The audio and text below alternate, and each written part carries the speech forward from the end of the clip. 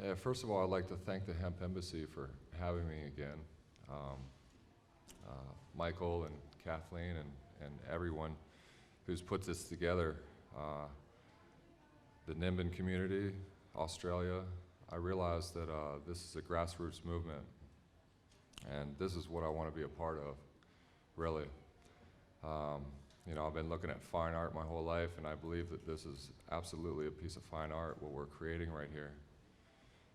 So, that being said, my name's Abe Acton. I come from Colorado. I was born in Colorado. I've moved around a little bit within my life. I'll give you guys a little bit of background about myself so you can know where my opinions come from and some of the facts that I'm going to present to you. Like I said, I was born in Colorado in '77, moved away, grew up in Washington, D.C., or just right outside of it, in a nice little suburb. Can't complain. After high school, went to a little bit of college, decided that that really wasn't for me, and at that point moved down to the beach for a little bit, started building. And that's when I got into the building industry. And that's where I stayed. I stayed in the building industry since about 1997, all the way until about 2009, which is still one of my passions. I moved down to Costa Rica in 2004 to build homes with my brother on the Pacific Northwest coast. We were down there for 5 years, enjoying good waves, good weather. Building was good in that time period, and then the construction market took a dip down in Costa Rica, such as it did in a majority part of the world. So that made us come back up into the United States. I moved back up into the United States, and I moved to Colorado in 2009, specifically to buy a piece of property and build an off-grid estate. So cannabis and getting into the cannabis industry really wasn't in my vision moving into Colorado. The construction market was shot in Colorado, and I really didn't have a way to make any money at that point, any money to help me progress. I started out working installing solar electric systems for the first couple of months, and figured that, you know, working for $17 an hour and being up on roofs in the wintertime, it really wasn't my cup of tea. Although I did learn solar electric, so it was beneficial to me, I started doing the business model of growing cannabis. And this is what caught my attention. At first, the finances caught my attention about cannabis. Although I had been a cannabis user ever since high school, pretty much on a daily basis, I really enjoyed it. And yes, I did sell a little bit of cannabis back in the day. You know, I didn't consider it moving back into Colorado, becoming in the cannabis industry. I started doing the math on it, and for financial reasons, I got my medical licenses, and I started growing cannabis in my 2-bedroom little apartment. I threw my mattress out in the living room, turned my 2 bedrooms into a veg room and a flower room, and you know, poked a couple holes in the walls and ran some duct units and some fans, and off I went. So there was a learning curve involved with that side of things. It turns out that the learning curve didn't hurt me too bad to where I had to ditch cannabis and the livelihood of cannabis. So when I actually got over the learning curve, I figured out that this was a true financial source for me. So time went on, and I progressed, and harvest after harvest, you know, I pay attention to things, that's what I do. Harvest after harvest, I became to dial the cannabis in and growing of the cannabis. And that was back in 2010. I got into growing just a year after I moved back. So all of a sudden I was harvesting about 3 pounds a month. At the time, you know, you were getting close to 2,500 a pound, you know, so we were looking at anywhere, I was looking at anywhere, say $7,000 to $7,500 a frickin' month sitting in my house, taking care of plants, and eventually processing these plants, making medicines for people. So as I started dialing this in, you know, people kept coming to me. I was registered as a medical caregiver. People kept coming to me with these problems and conditions and saying, hey, you know, I heard that cannabis might be able to help me sleep at night. And I said, yeah, you know, I've heard that too. And when I smoke a lot of cannabis, yeah, I can really sleep well at night, you know. So let's research this a little bit more. So I started doing a little bit of research, and next thing you know, I'm making tinctures, right? And then someone would come to me for a skin condition, and I had to figure out learn how to make salves, for example. And you know, as the years progressed, I became a little bit better at my growing and my medicine making techniques, to where, you know, I invested money each year into making myself grow just a little bit larger, you know, and take on a little bit more and become a little bit more advanced at it. So when 2012 hit, Colorado legalized cannabis for recreational purposes. That's when we made a move, my business partner and I, Matt Pohl, we made a move and we started a company up called High Country Cannabis Tours. And this is based out of Denver. So I'm gonna use this screen real quick. Colorado is an actual square state. It's very close to a square. So my property is right about here, with Utah being right over in this area. Here's the Continental Divide, the Rocky Mountains right through there, and then Denver is sitting right on the front range of the Continental Divide, with Kansas over in this area. So what I would do is I would travel from Denver back to my property. All the recreational activity was really going on in Denver. We realized that we had to be in the mecca of what was going on here. So this is where we started High Country Cannabis Tours up. We offered tours, obviously, walking tours, luxury tours. We throw them in a limousine, go take them around Denver to all the best retail shops and educate. Very shortly after we started this company, we realized that it was all about education.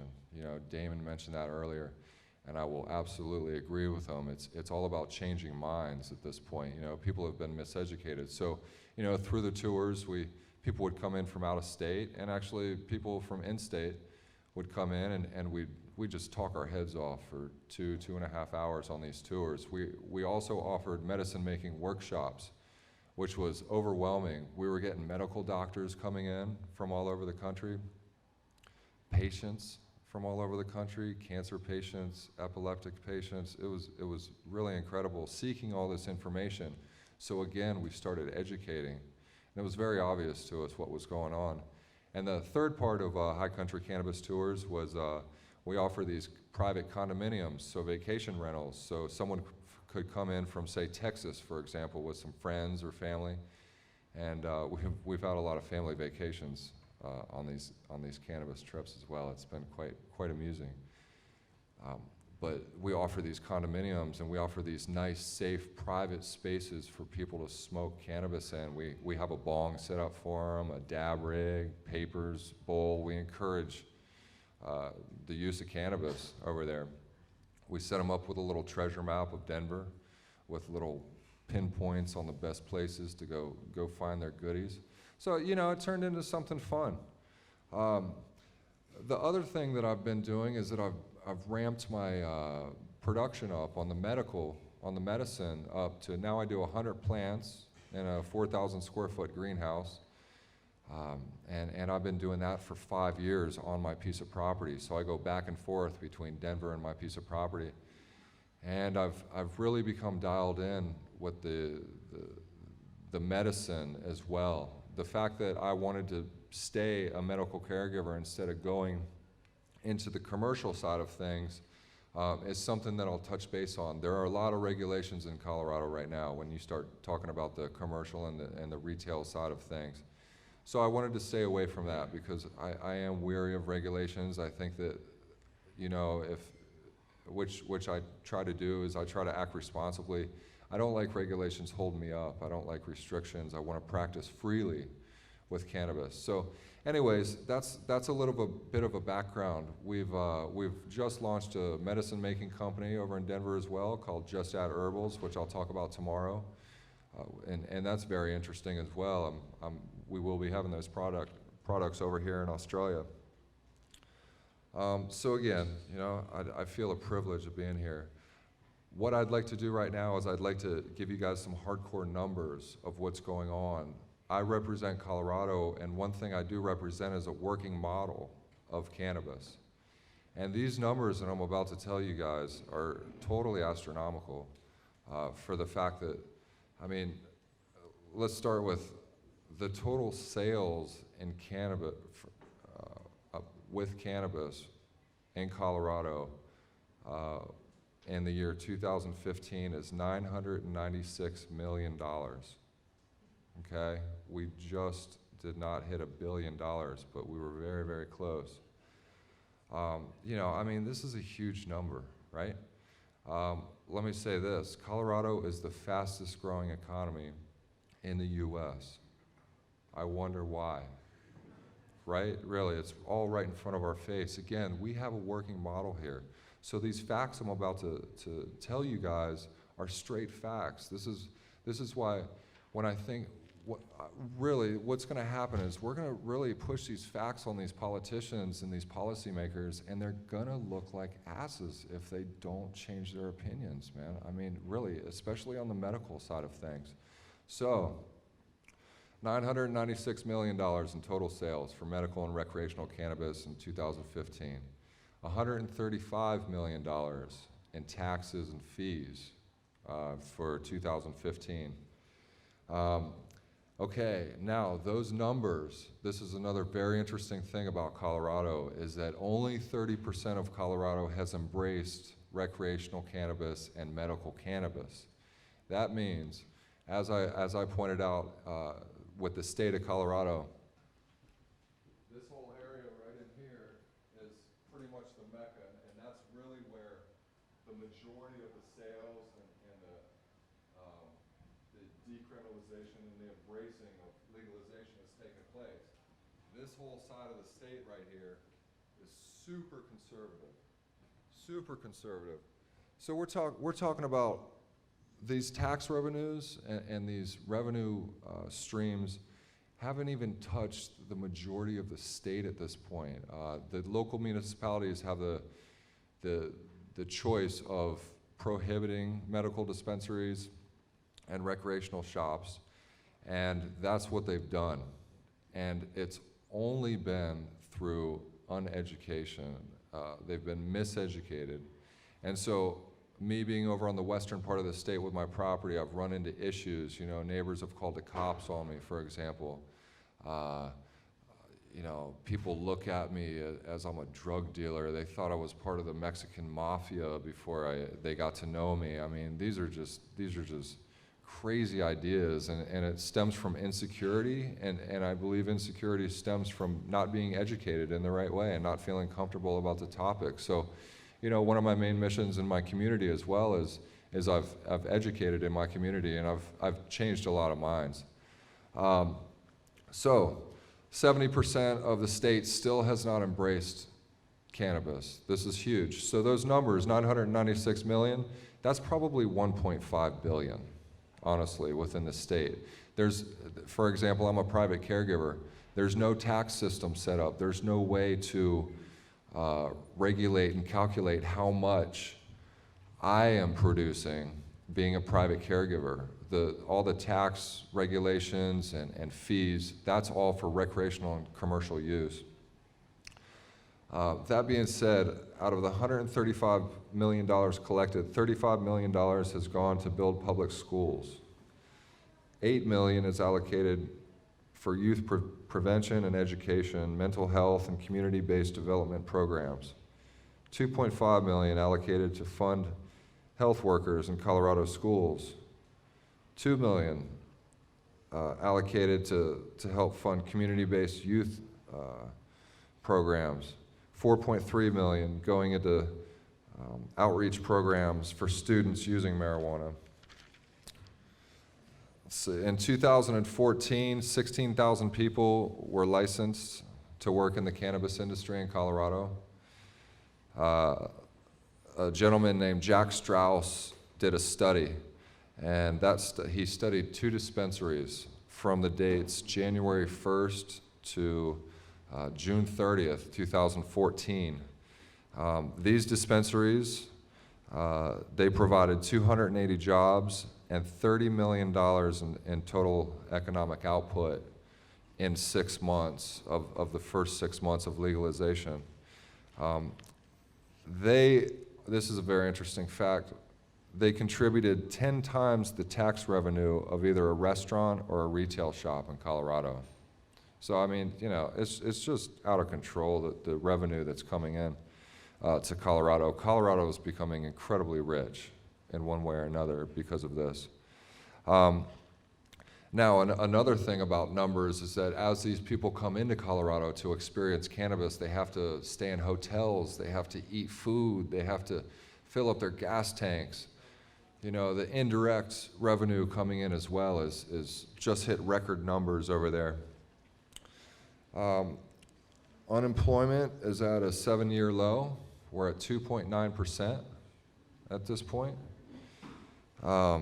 Let's see, you know, and one of the things I wanted to touch base on right now is the social impacts, you know, because basically this is a social experiment.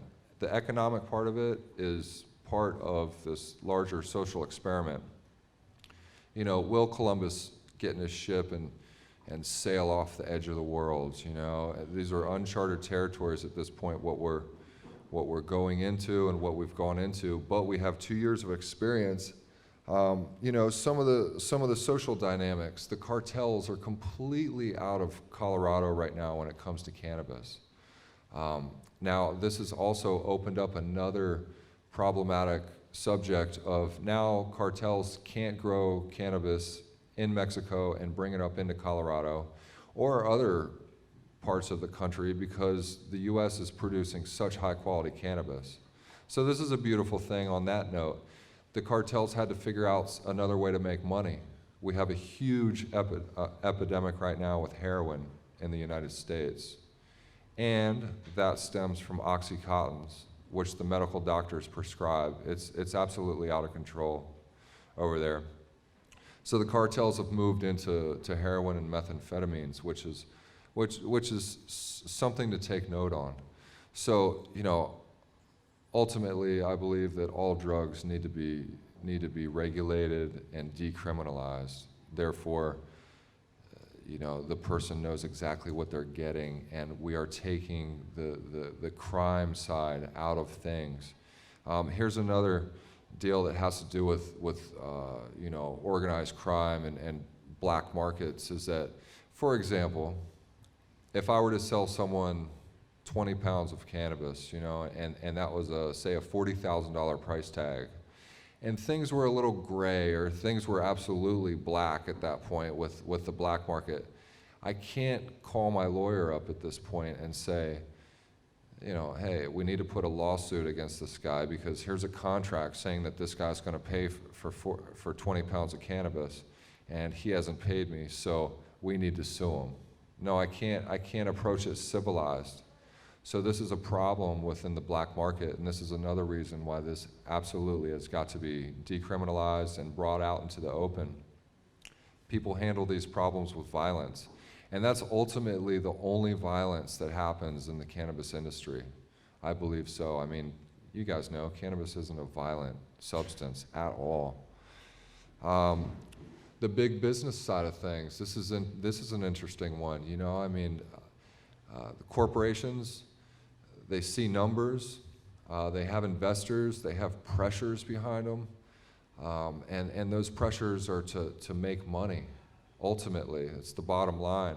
So what we're seeing with cannabis in Colorado right now are the dispensaries and the retail shops. They're pumping their cannabis full of steroids. They're pumping them full of these chemical nutrients, such as they would with a chicken farm or a pig farm or a cattle farm as well. They're pumping them full of these artificial nutrients, right? And a lot of those are heavy metals. And when I smoke this cannabis in Colorado right now that I get from a dispensary that's been pumped full of these nutrients and these nasty pesticides, I can feel it. And what I feel is a very anxious high, right? So I strictly do organic on my end.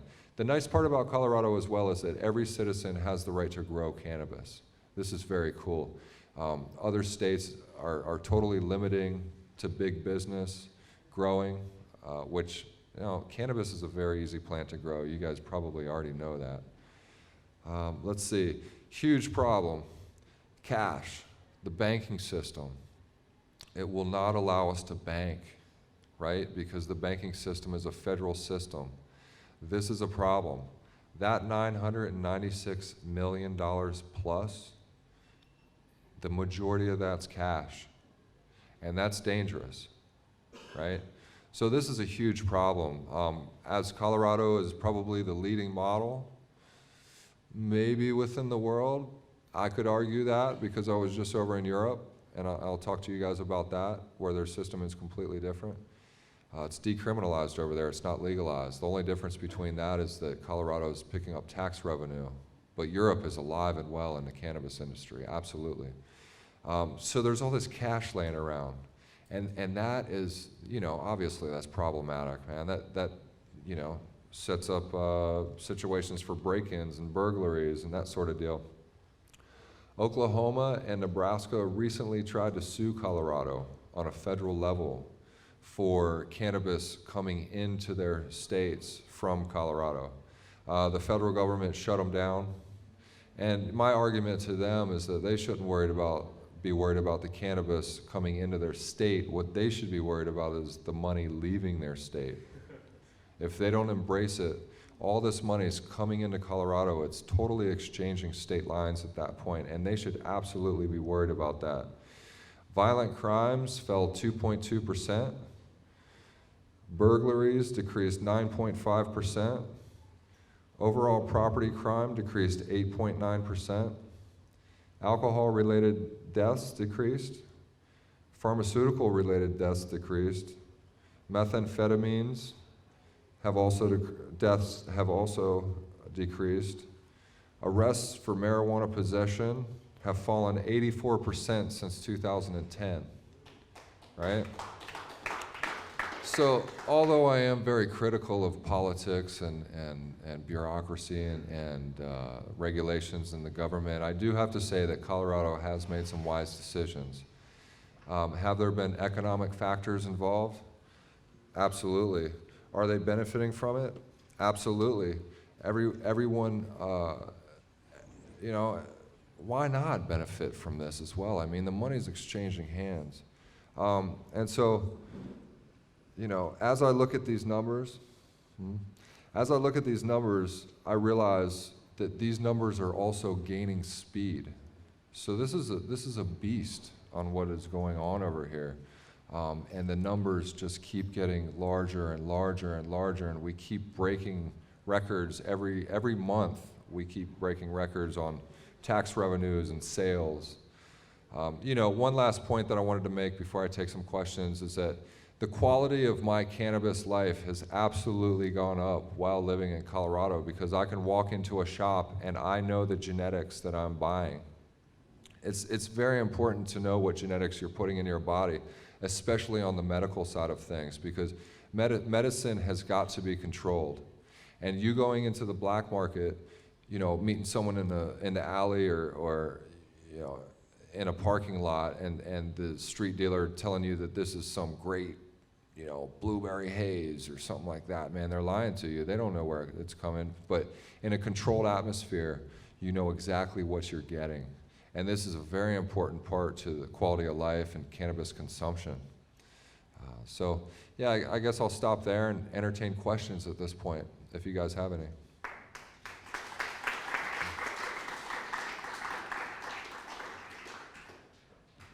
Yeah, man.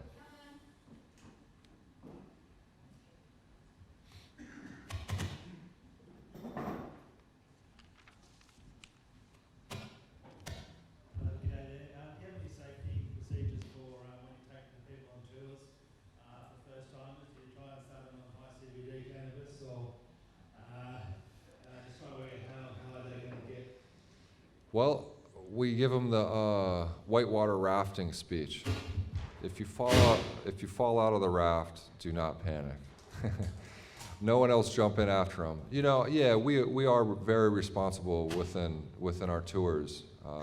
Yeah, CBDs are a great way to not get them incredibly blasted off, and edibles as well. Edibles have been the problem child over there in Colorado because these edibles take about 45 minutes to an hour to hit, and people are all excited and happy, and you know, these drinks, for example, these sodas are 80 milligrams worth of cannabis, and they frickin' chug them before we can tell them not to, you know, and we're like, oh my gosh, yeah, well, hey, now we have 2 more hours left on the tour, and we're right here next to you, you know, if you need to step out and have a little breather, then so be it, you know. So, yeah, we've had some experiences to where people have consumed maybe too much cannabis, but again, you know, they're not gonna die.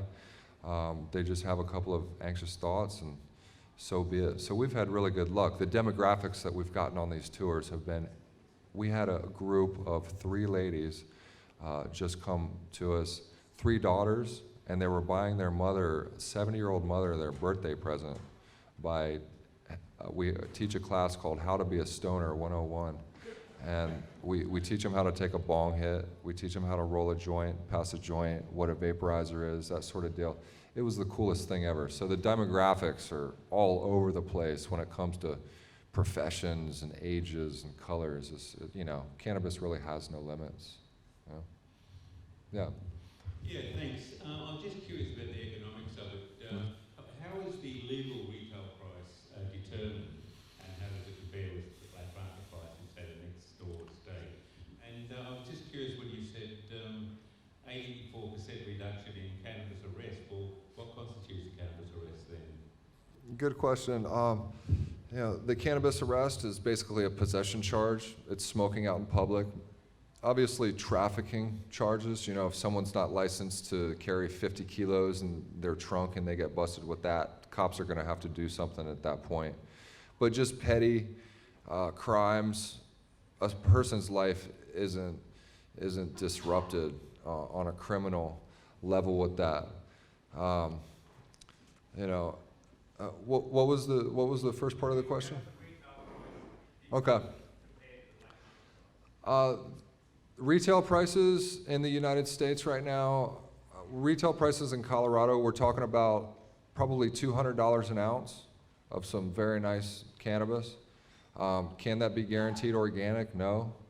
But on the medical side of things as well, it's hovering right around $200 an ounce compared to, say, $300 an ounce with it still being illegal.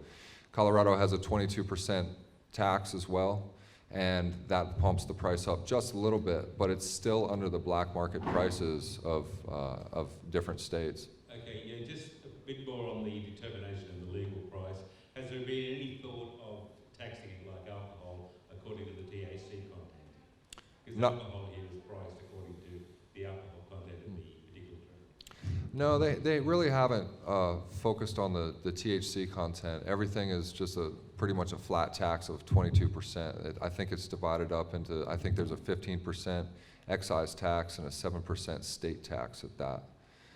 So, no, they haven't gone into that, although the whole policy was to treat cannabis like alcohol and tobacco. That's how we had it passed in Colorado.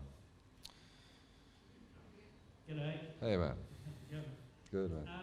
So, you know, once it was passed and all that in Colorado, and corporations, you were saying, were, you know, putting out strains that had, you know, different pesticides and stuff in it.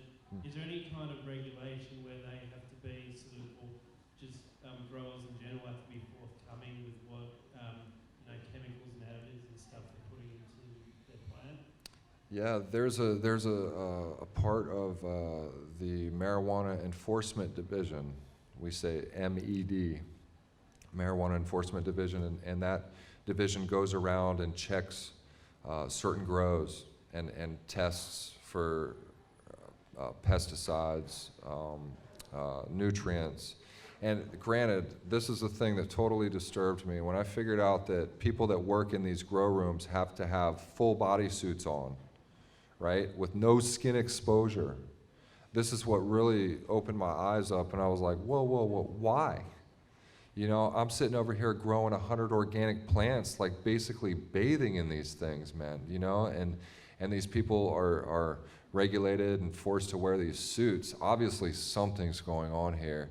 And so, yeah, there have been grows that have been shut down because of just it's been unacceptable of what they're practicing. Yeah. Hey, thanks very much, Abe. We really have to stop it there, everyone. We've got a lot of speakers today, so we have to keep going along or time will get away. Yeah, So, I'll be happy to answer any other questions if you guys just find me right outside or something. Yeah. well, thank you very much. Yeah.